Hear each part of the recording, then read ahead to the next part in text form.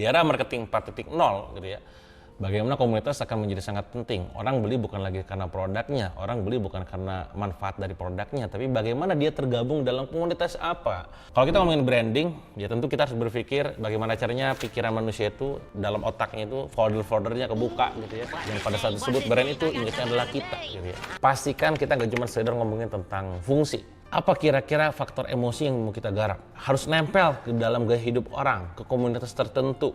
Dan ini bisa jadi keunggulan, nggak cuma sekedar ngomongin soal tentang rasa dan juga harga saja.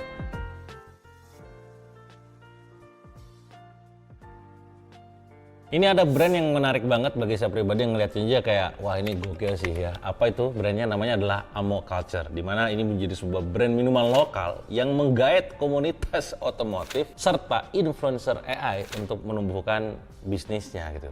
Bagaimana sih ceritanya dan apa pelajarannya buat kita, terutama buat UMKM? Simak sampai selesai. Jadi brand minuman lokal ini memanfaatkan dunia otomotif dan juga influencer AI yang kita juga sama-sama paham gitu ya, yang namanya jualan produk minuman mah langsung aja to the point di retail gitu kan, selesai. Tapi bagaimana brand minuman lokal yang sangat kreatif ini menggait komunitas otomotif dan menggunakan juga influencer AI dalam campaign ataupun promosinya. Salah satu cara promosinya adalah dengan cara memodifikasi mobil gitu ya, dan mobilnya itu masuk ke pameran otomotif nasional dan mobilnya dipakai juga mobil langka. Dan ini sekali lagi sangat-sangat segmented banget. Tentu pada saat kita menggarap sebuah bisnis gitu ya, menggarap segmen tertentu, pendekatan segmennya akan sangat berbeda ketika memang itu niche ataupun yang tidak niche. Nah ini jelas niche otomotif, ya, maka kita masuknya tuh gimana? Ya seperti itu. Ya ikut apa dalam masalah pameran otomotif gitu kan, renov mobil, modifikasi mobil dan sejenisnya. Mereka ini menyelam ke komunitas-komunitas dan gaya hidup komunitas yang memang tadi di niche otomotif. Cara pendekatannya menarik banget karena bukan cuma sekedar jualan produk minuman, tapi juga strategi building community yang sangat kuat. Di era marketing 4.0 gitu ya, bagaimana komunitas akan menjadi sangat penting. Orang beli bukan lagi karena produknya, orang beli bukan karena manfaat dari produknya, tapi bagaimana dia tergabung dalam komunitas apa. Kalau lu pengen menjadi bagian dari komunitas ini, maka lu minumannya ini. Kalau lu pengen dianggap sebagai bagian dari komunitas kita, lu minumnya ini gitu. Kurang lebih seperti itu. Apa sih yang perlu kita pelajari dan kita ambil hikmahnya? Jadi sejarah singkatnya kawan-kawan, Amo Culture ini adalah brand minuman yang ada di dalam grup yang sama dengan Richeese Factory. Mungkin beberapa di antara Anda sudah tahu produk Richeese Factory. Sekarang pun udah melebar kemana-mana tuh. Richeese Factory dari awalnya chicken ya, fried chicken, terus juga akhirnya berubah juga sekarang, bukan berubah, bertambah ke pizza dan macam-macam. Nah, ini strategi diversifikasinya. Nah, distribusi dari minuman Amo ini jadi ya, lewat minimarket kayak Alfamart, ya, Indomaret ya, dan juga bundling dengan makanan ayam Richeese Factory.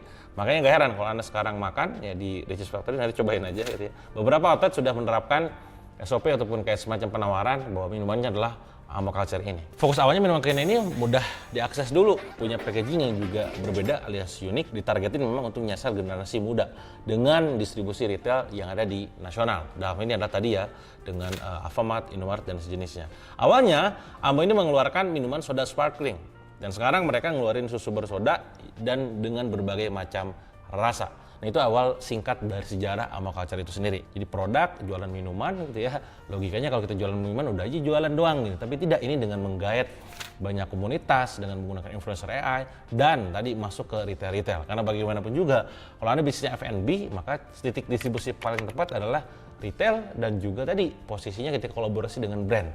Nah karena ini muncul dari brand yang juga sama-sama ini brand F&B, Richeese Factory, makanya di-offeringkan, kolaborasikan yang pada dasarnya kalau kita sebagai owner gitu ya kita offering aja di situ di bisnis kita yang lain gitu. Yang kedua adalah tentang strategi influencer AI-nya dan juga komunitas otomotif itu sendiri gitu ya. Tren menggunakan influencer AI ini makin kesini makin kuat. Ya, studi menemukan bahwa penggunaan virtual influencer bisa naikin engagement dan loyalitas ke brand.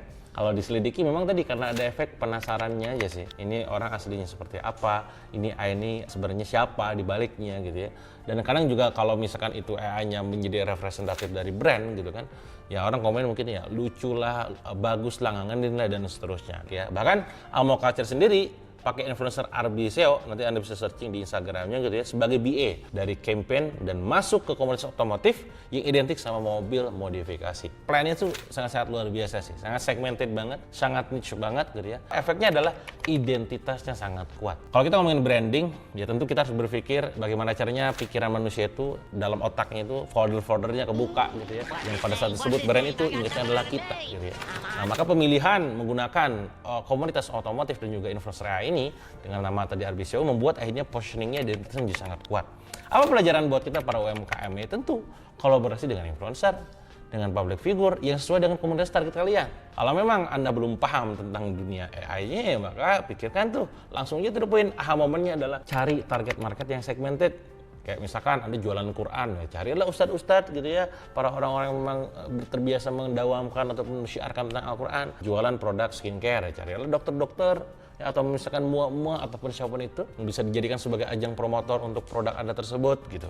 Semudah itu aja. Intinya adalah kolaborasi. Virtual influencer ini bisa jadi opsi gitu ya, karena kontrol konten gitu ini penuh ada dalam diri kita dan sepenuhnya kita yang kendalikan. Dan ini sangat relevan dengan niche yang kita bangun. Ya kadang kalau misalkan kita pakai orang lain ya gak enaknya apa sih benar? Ya namanya manusia ya. Manusia itu kan punya hati, ya, punya rasa. Pada saat kita marahin kita baper, pada saat kita harapin gak sesuai harapan gitu ya. Nah kalau AI ya sepenuhnya kendalinya sama kita. Tergantung kitanya mau dibikin itu AI mau kayak apa. Jadi strategi influencer AI dan komunitas yang segmented dalam ini adalah otomotif. Tentang positioning dan juga diferensiasi yang kuat. Ingat, positioning adalah apa yang terbesit dalam benak orang lain ataupun pasar ketika mereka mengingat brand kita. Dan ini menjadi sangat penting kalau kita pengen menang di antara pasar. Ya. Dan diferensiasi yang kuat itu awal mula atau cikal bakal positioning yang kuat. Kalau kita nggak punya diferensiasi yang kuat, maka akan sulit untuk bisa menjadi positioning yang kuat. Apa itu diferensiasi? Tadi, apa yang beda dibandingkan brand lain yang sejenis? Maka quote-nya Bro Panji ya, Bang Panji Pragiwaksono yang sering kali kita dengar, sedikit beda lebih baik daripada sedikit lebih baik gitu ya. Itu disadur juga dari Seth Godin gitu kan, Purple Cow. Gak usah kita berusaha untuk menjadi lebih baik, menjadi lebih lengkap, cukup jadi yang berbeda saja. Nah, Amo ya posisiin mereka bukan cuma sekedar minuman saja, tapi bagian dari budaya otomotif plus modifikasi plus komunitas anak-anak muda. Ini menjadi sebuah positioning yang sangat segmented. Ingat rumus positioning? Sesimpel kalau Anda mau garap segmen tertentu, misalkan untuk garap usia tertentu, untuk garap daerah tertentu saja, ya, untuk garap orang yang punya penghasilan tertentu saja, untuk garap orang-orang yang punya status tertentu saja, untuk garap orang-orang yang memang garap ataupun aktif dalam komunitas tertentu saja. Nah ini salah satu positioning rumusnya yang dilakukan sama Amo. Ya. Apalagi kemasan dan juga brandingnya keren abis, ya aksesnya mudah didapatkan di minimarket. Kalau kita ngomongin soal kemasan yang bagus, apalagi Gen Z, biasanya orang tuh nggak lihat isinya dulu, lihat lucunya dulu. Ya. Ini lucu, ambil gitu kan. Nah dia baru tuh yang membuat repeat order adalah isi, yang membuat dia ngambil adalah kemasan gitu ya. Nah maka bundling apalagi nih, ketika dilakukan bundling dengan Richeese, efeknya bisa ngejangkau kok secara masif ya. Yang ingin pastinya adalah mereka bisa lebih trust juga. Orang udah trust dengan Richeese-nya. Orang lihat ini Amo produk apaan gitu kan, tapi karena Richeese yang bawa, akhirnya jadi percaya juga sama Amonya dan akhirnya diicip-icip. Nah kalau suka maka repeat gitu ya. Dan gak cuma sekedar itu teman-teman semua, pastinya ini penting buat kita juga ya, buat UMKM.